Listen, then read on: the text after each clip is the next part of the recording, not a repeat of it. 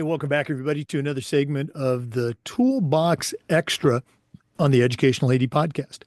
We'll be right back with this week's guest, but first, we're going to give a shout out to all of our sponsors.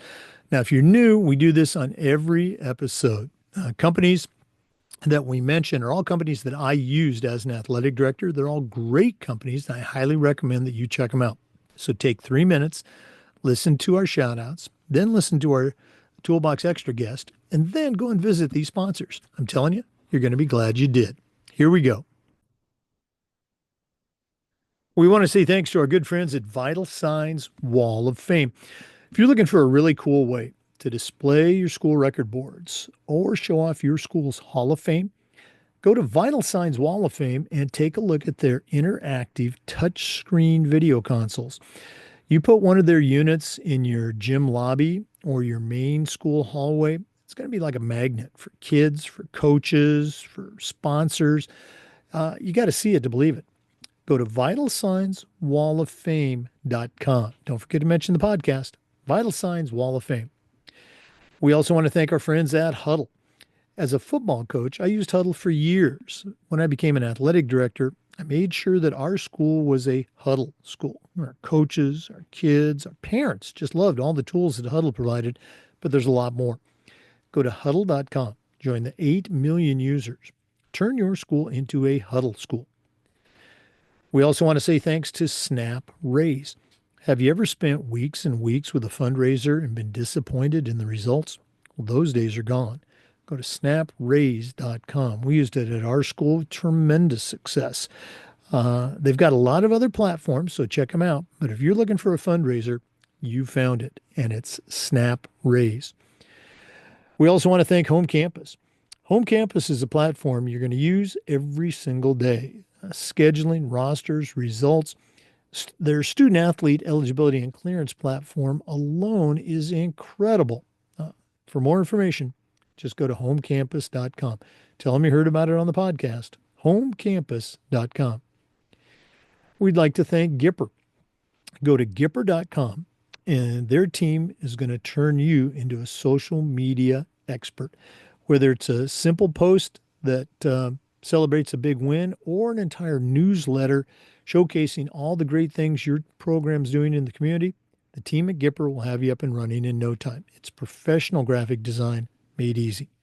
Go to Gipper.com for more information. We want to thank Sideline Interactive, indoor score tables, and video boards. Go to sidelineinteractive.com. You can schedule a live web demo to see their products in action. It's probably one of the best purchases I ever made. Go to sidelineinteractive.com. Check out their products today. We want to say thanks to Ohio University and their online masters in athletic administration. My assistant AD, along with thousands of others, got his master's through the Ohio program, and it was a great experience. It's very affordable, just 20 months, totally online. And while you earn your master's, you also complete 11 NIAAA leadership training courses at no extra charge. Go to Ohio University and take a look at their online masters in athletic administration. We want to say thanks to our friends at Hometown. Hometown is still the #1 digital ticketing platform, but it's changing the game for schools and organizations with the rest of their suite of solutions. As I mentioned, online digital ticketing. How about fee-free fundraising? How about athletic website construction and a whole lot more? Whether you're an athletic director, a head coach, or a building principal, Hometown is going to make it easy for you to save time, raise more money, and bring your community together. Go to hometown.com for more information. And we'd like to thank Athletic Surveys.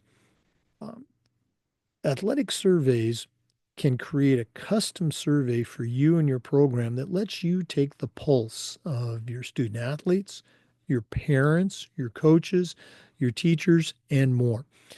The information that you're going to get, it may surprise you, but statistics show 98% of your stakeholders love what you do. You're already hearing from the complainers, but having that survey allows you to hear from them specifically, address their issue, and keep it from turning into something big.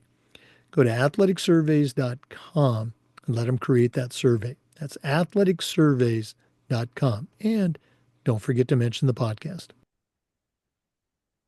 Hey, welcome back, everybody, to another segment of the Toolbox Extra on the Educational AD podcast.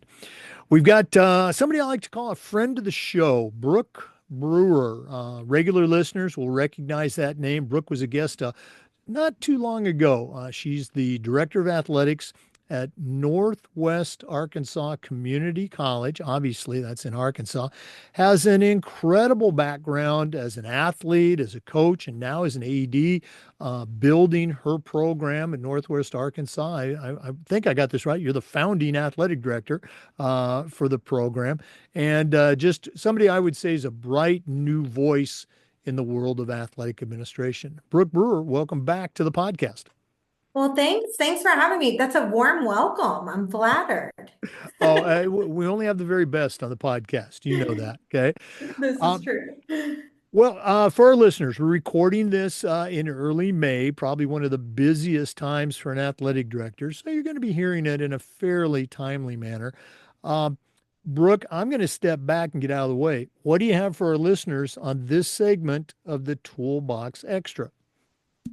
So I thought a lot about what I wanted to talk about, but I think, I'm less than 2 years into this role. It's my first athletic director job at building a program that hasn't existed, right? And so what I'm going to talk about today is landing your first job as an AD, because I think oftentimes in whatever career field you're in, as you're moving up, that's the hardest job to land, is that first one.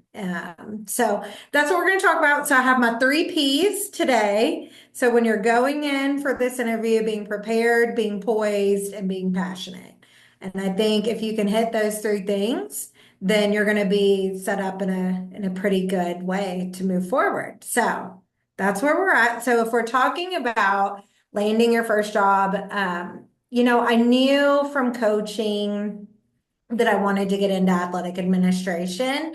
And it really wasn't a matter of if, it was more of a matter of when I wanted to do that. And so when the job at NWAC came open, I knew that it was something I was interested in pursuing. And being the first athletic director for the college starting athletics, it was a fairly public process. It was a pretty public search.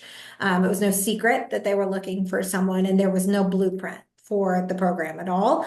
It was very much a sell the vision of what you think this should be, right? And so I think the hardest part is if you're going into something in the way that I was, of I hadn't had AD experience, right? I actually hadn't even had collegiate coaching experience. So in many ways, if you looked at me without digging in, I almost looked a little bit like a long shot for the role.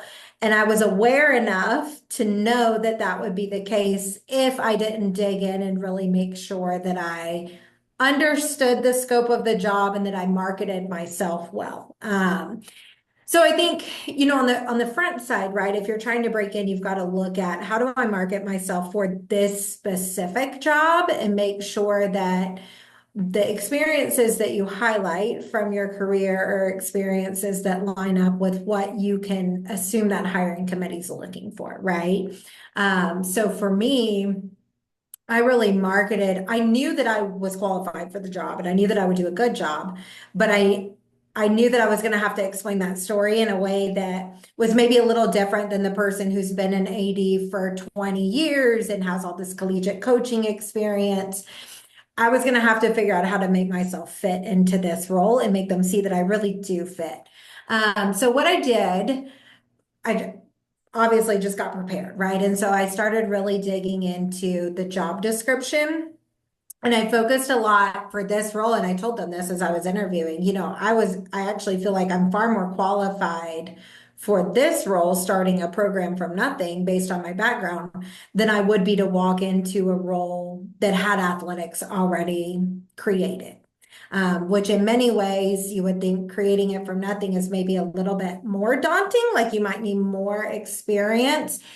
But I talked a lot about how I've done program development through my coaching career, right? And so I've developed programs through coaching. And so now you're going to take that concept and you're going to apply it in the AD role. And where someone who's been an AD or been a coach and already established programs over and over again still wouldn't have that depth of experience that I may have in this specific scenario. So I started just by really making sure that I was prepared. I made sure I looked at the minimums, qualifications on the website and that my application would show that I met those minimums. Because at least here in Arkansas, for the most part, if you meet those minimums, you're going to get a screening interview. And so I knew if I can get to that point, if I can get this screening interview, I know I can sell myself and I can make sure that these people realize like I'm a great candidate for this role. So I made sure that I really tailored my resume and I made sure that I explicitly highlighted early on how I met these requirements for this role. So I would encourage anyone to really make sure, cater your resume to the job you're applying for, right? Because if I was applying for the job of an established athletic program, I would have had the same content on my resume, but I probably would have phrased things differently and I would have highlighted different items. So end up getting a call that I'm going to be screened for this position. It's going to be a 20-minute screening. So I'm like, okay, I've got to make sure that I'm fully prepared for this and I know everything that there is, right? And so I went through and I really researched. I found, again, this was a public process for this role. So I researched every article that had run in the news about this position because often they were interviewing people from within the school asking, what do you want to see in your athletic director? What are you looking for in this hiring process? And so I was able to get that inside knowledge because I did my research on the front side.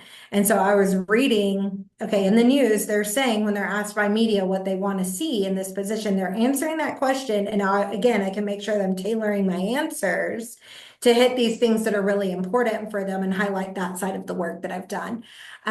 So some people would call it overkill. I made a literal study sheet for the screening. Like it was a 12-page Google Doc of things I wanted to make sure I highlighted out of my experience.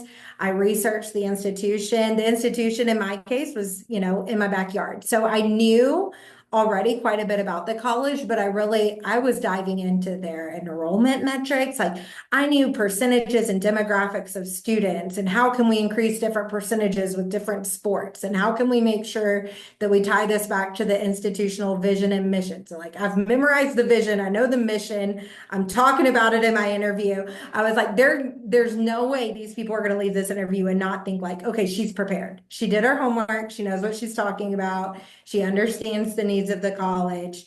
I would also reach into, and I think this is so important, anytime you're going into an interview, dive into like, who are the people on the hiring committee, right? Because those people were placed there for a reason. So in my case, looking up like, what are the titles of the people on the hiring committee? Because it's probably going to tell me where they want to see tie into athletics. So from my side, it was our chief academic officer. So really, digging into the academic side and how we're going to make sure our athletes are really good students. You should do that anyways.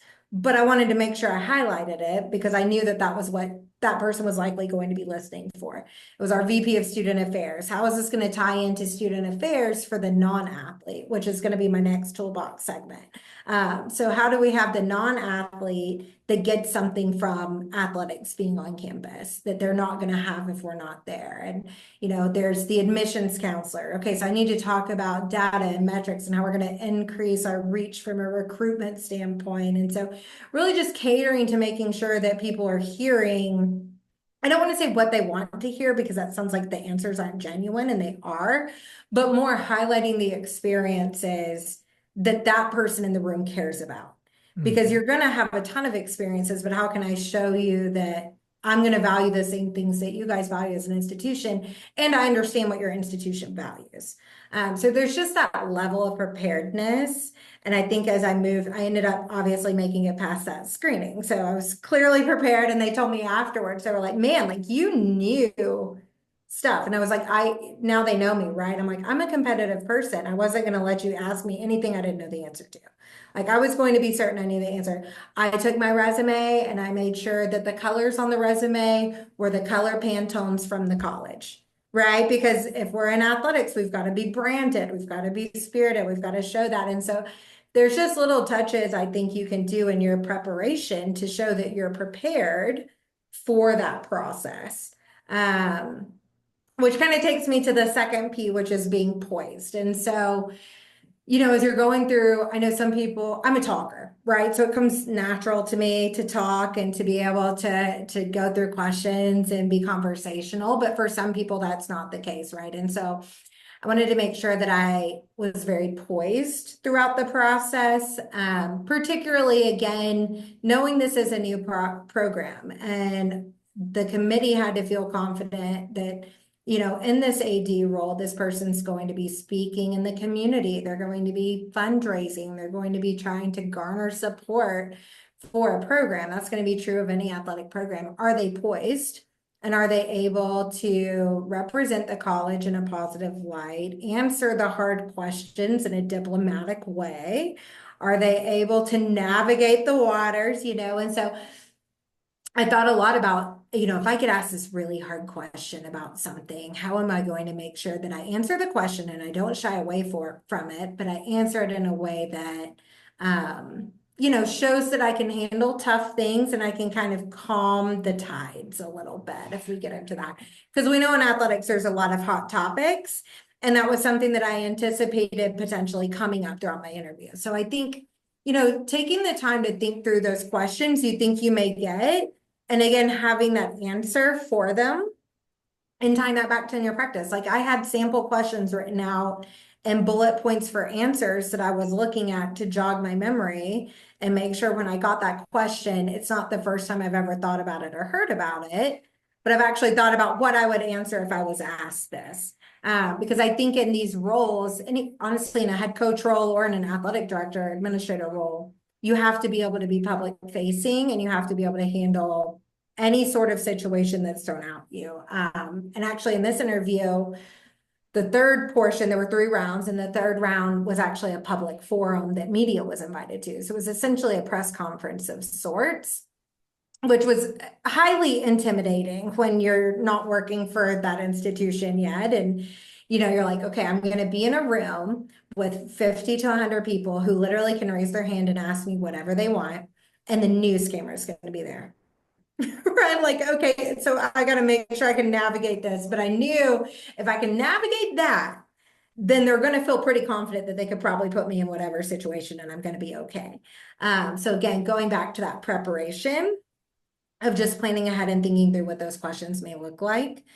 And then from that poised standpoint and just making sure that, you're presenting well, put together, passionate, right? And so I was going to make sure, and I've encouraged this to anyone because now on the other side as a hiring manager, I look for this when I'm interviewing coaches. Do they want to be here? Like more than anywhere else, do you want to be here? And why are you passionate about this specific job? Because I think it's one thing to say, like, I want to be an athletic director and I'm passionate about that. And that's true. But then what's the next layer of that? Why are you passionate about being an athletic director at our specific institution? Because that answer is going to vary based on where you're at. And now on the hiring side of that, that's what I look for in my coaches when I'm hiring them, right? Yeah, you want to be a head coach. You want to start a program, whatever your answer may be, but why do you want to be a head coach and why do you want to start a program at Northwest Arkansas Community College? And what are you going to say in that answer that tells me that it's actually about being here and it's about being an Eagle? It's not just about I'm trying to get a head coach gig, right? Because if that's what we're after, I know I'm just going to be chasing rabbits the whole time. Like they're just going to be always looking for the next thing, but somebody's got to be committed to being here with us and finding something special in that. And I feel like that's really what I wanted to show at NWAC was for me, my tie-in, and that was I've been in this community.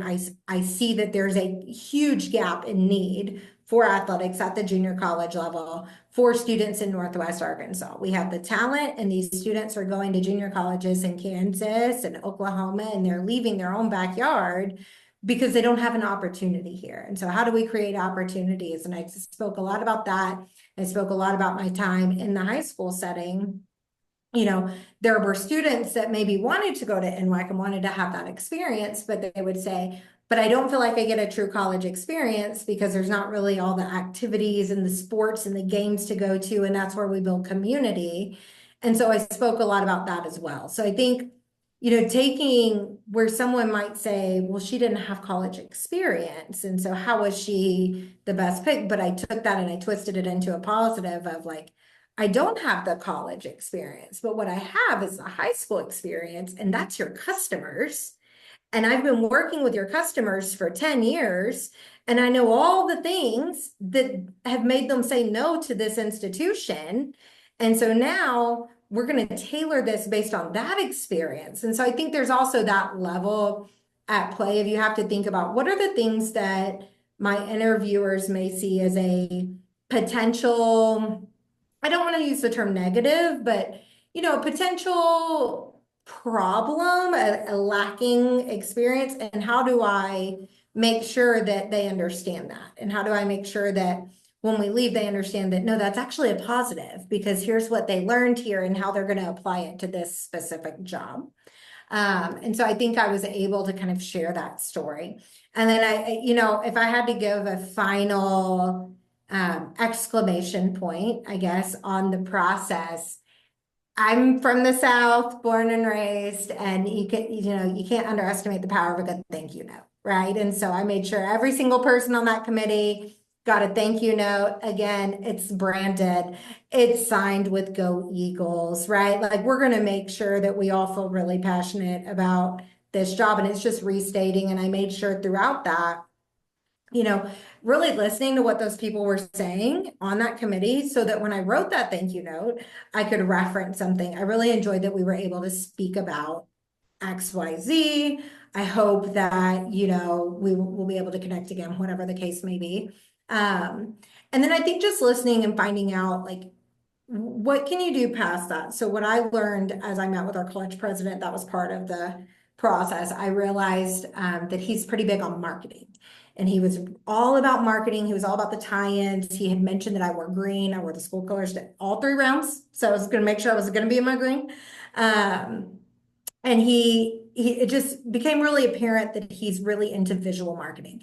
And so when I sent his thank you note, I sent him an email, but I also had attached in like a 90-day plan. And so I created this 90-day plan. I branded it out. I had the logos. I had clear visuals, all branded in school colors. And I attached it and I said, we talked about a lot of this today, but I know you've likely met a lot of candidates. I want to leave this with you as a refresher of like, this would be my goal to implement in the first 90 days of this new program. Please let me know if you have questions. And I feel like when you can find those little moments that go above and beyond, that's when you're going to end up on top. And, I just think I knew that there was probably somebody in that pool that had 20, 30 years of experience, right? But I was going to make sure, and I actually don't know if there was or not. I don't know who was in the pool. But I was going to make sure that when they left, I was like, hey, as long as these people leave and they're like, nobody wants this job more than Brooke Brewer. Like she wants this job so bad and she is so passionate and she was so prepared and she was so poised through the process that my work was done. So that would be my advice. Again, that's a long-winded slew of stuff, but I really think it just comes down to doing your homework, being prepped, and making sure that you're showcasing and highlighting your best self. And if you're somebody who gets nervous, take the time to practice, right? Have a friend go through interview questions with you, as silly as it sounds. We've all been coaches and we've all been in athletics, and you're not going to go into a game if you haven't practiced. So why are you going to go into an interview and not have practiced and been as prepared as you possibly can be? No, it was not long-winded and it was spot on. I've been doing this, and you and I have talked about this. I've been doing this for a long time, being an AD, and now since I've retired, I'm working with people, like you, even younger and older, many times, trying to get that first job, trying to get that next job. And maybe not in the exact same words, but the message is the same. Do your homework, do your research. And I've shared, the my final job as an AD that I just probably one of my favorites of my whole 41-year career at a great school. I got that in part because of my resume, but a Mhm. huge part was just those things you talked about. I researched the heck out of that school and was able to offer information that they wanted to hear, but they also needed to hear. And so, no, you would you need to come on board with me, and we need to do this together. Um, the position that you're at right now. Well, wait, I'm going to say one more thing.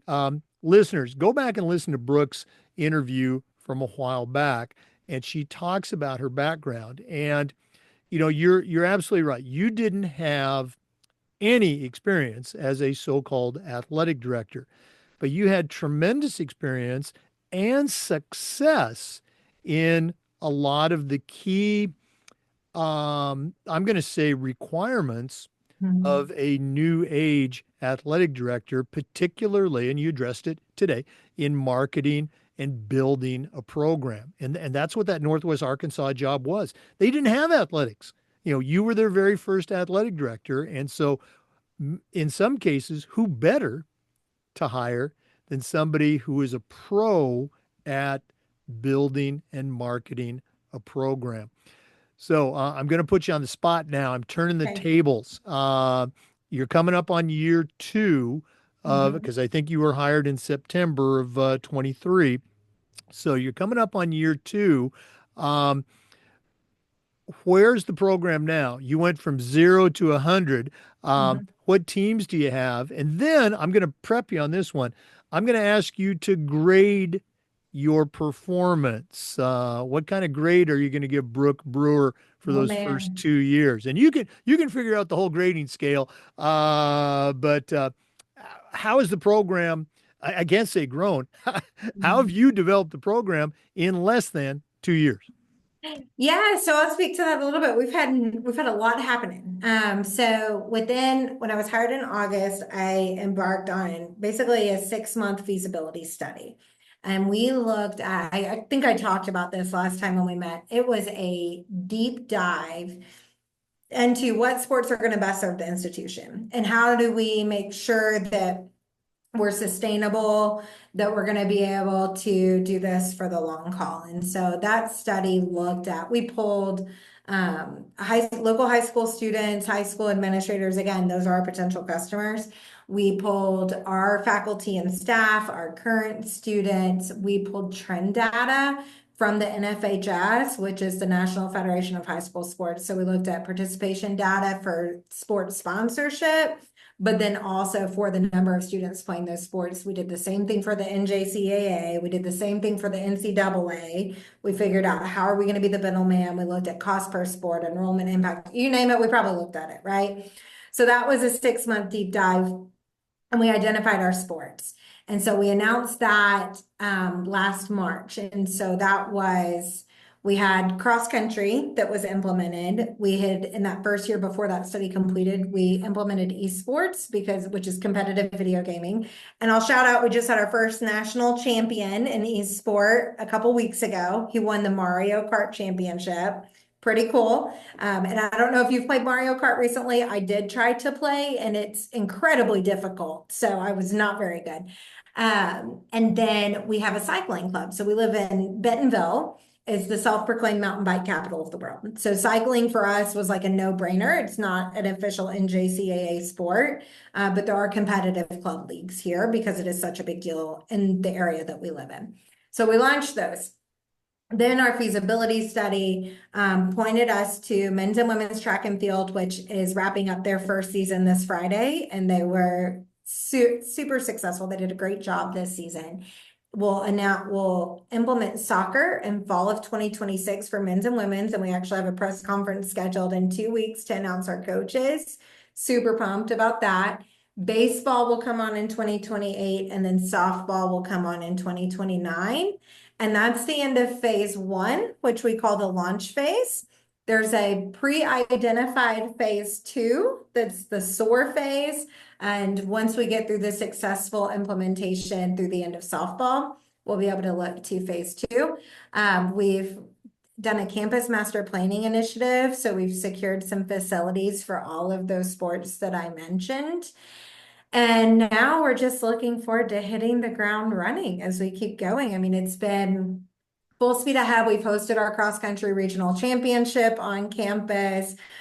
We had more academic All-Americans this year than ever before for the NJCAA. Two of our athletes finished in the top 25 in the NJCAA. We're rolling full speed ahead, and it's been awesome. So I don't know. It's in many ways, I feel like I've been here forever at this point because I can't remember what I did before because it's been so busy and so much, but it's been really exciting. And I think what's the best part of it to me has been watching our community and our students get behind the excitement, especially now.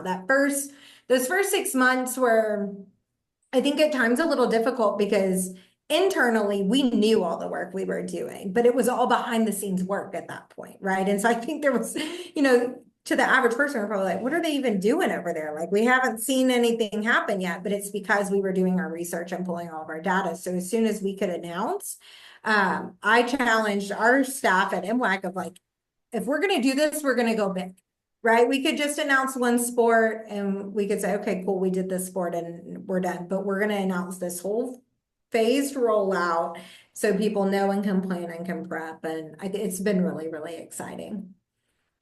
Again, I think it's incredible what you've accomplished in a short period of time, just adding programs, but adding quality programs, quality coaches. Those championships are nice, but it's great to see those numbers.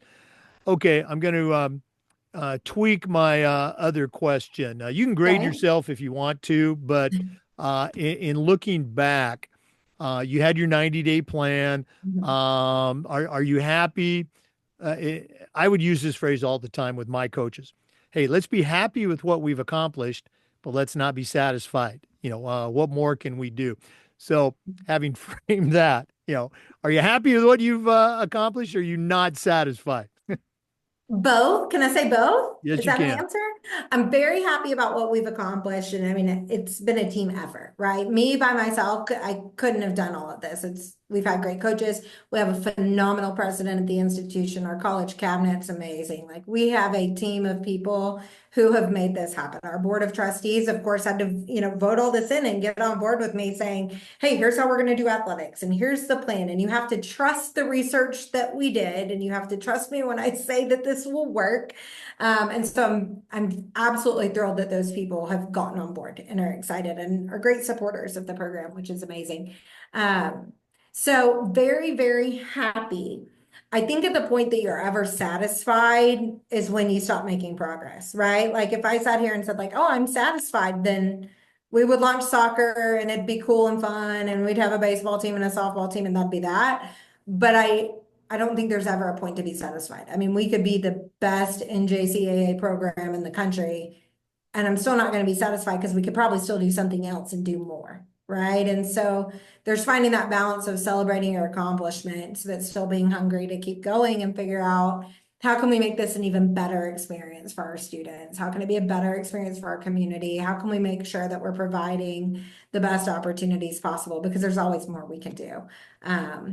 So that's my personality, and it's fun. Our head coach in cross country and track and field, he's the same way. He's like won the regional championship and has all these amazing All-Americans. And I was like, I'm so, like, we're so excited. This is amazing. You should be so proud. Yeah, but I need to really beef this up. Dude, you got to celebrate for a minute first, and then we'll beef it up. But yeah, we're excited. It's a great time to be here. It's a great time to be an Eagle. And then of course watching all the changes in college athletics right now. It's definitely an interesting time for junior colleges, but I think it's a great time. Well, congratulations on all the success. Thanks for sharing with our listeners today. Thanks for joining our little team here on the Toolbox Yeah. Extra. If one of our listeners wanted to reach out, pick your brain a little bit more about team building, about marketing, about anything, listeners, you got a tremendous resource here. What's the best way that they can connect with Brooke Brewer? I'm on LinkedIn, so feel free to connect with me on LinkedIn. And then the easiest way It's probably just to email athletics@nwacc.edu, and that email is going to come to me, and then I'll email you back, and we can set up a time to chat on a video call or whatever we want to do. If you're local, we'll grab coffee. There you go. Okay. Well, thank you again for sharing. All the best moving forward and looking forward to your next segment on the Toolbox Yes. Extra. Can't wait. Thanks for having me. I appreciate it. Okay. For our listeners, we appreciate you. And just a reminder that we upload the Zoom recordings of every interview to the Education Lady Podcast YouTube library. We do this segment just about every week, and just about every day we try to share stories from the world of athletics along with best practices. So hopefully you'll join us again on the next segment of the Educational AD Podcast. Have a great day. Before we go, we do want to give our sponsors one more shout out. Remember, these are all companies I used when I was an athletic director. They're all great companies. That's why I have them as sponsors. You need to reach out to Gipper. Go to Gipper.com. Vital Signs Wall of Fame. Check out their touchscreen video consoles. That's vitalsignswalloffame.com. If you're looking for a fundraiser, you need to go to SnapRaise. That's snapraise.com. Excuse me, Huddle. As a football coach, I used Huddle. As an AD, we were a Huddle school. Go to huddle.com.